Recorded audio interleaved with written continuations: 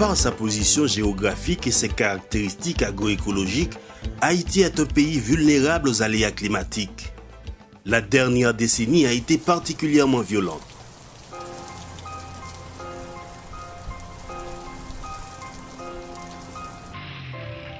Le milieu rural est le plus affecté par ces phénomènes à cause de l'érosion des sols et la déforestation.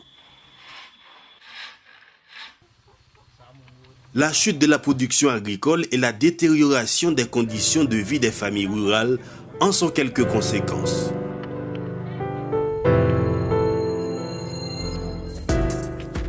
Le projet de renforcement de la résilience au changement climatique, mis en œuvre par la FAO en partenariat avec les ministères de l'Environnement et de l'Agriculture, vise l'amélioration des systèmes de production agricole en vue d'une adaptation au changement climatique et une diminution des risques de désastre.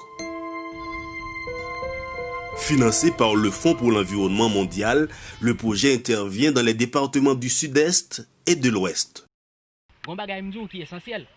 Les activités du projet se déroulent autour de 4 composantes. Une première composante concerne la production de semences et de matériel végétal de variétés de cultures résilientes au changement climatique. Komagwa, non seulement le plus résistant avec soleil, avec vent qui saute vent là, il est résistant avec alizène. Parce que l'alizène a été rabouche-toi et au planté même là.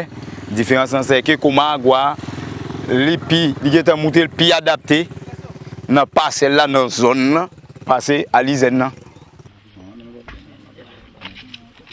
Une deuxième composante consiste à des essais et à l'application des techniques résilientes au changement climatique.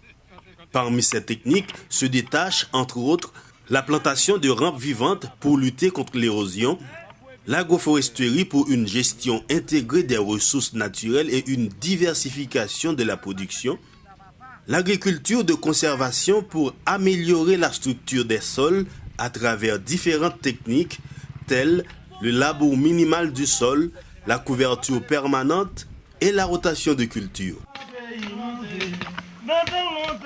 La troisième composante concerne la vulgarisation de ces bonnes pratiques à travers les champs-écoles paysans, espaces permettant à l'agriculteur d'observer et de suivre le développement d'une culture durant tout son cycle.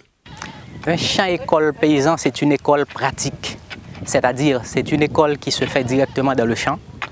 Ils partagent leurs expériences et ils mettent en exergue ce qu'on appelle l'approche participative. La philosophie, c'est la durabilité de la solution trouvée et qui doivent être répliquées dans les champs personnels. Enfin, la quatrième composante consiste à la gestion des risques de désastre. Des plans de GRD élaborés au niveau de chaque commune seront intégrés au plan de développement de l'agriculture et de l'environnement au niveau départemental.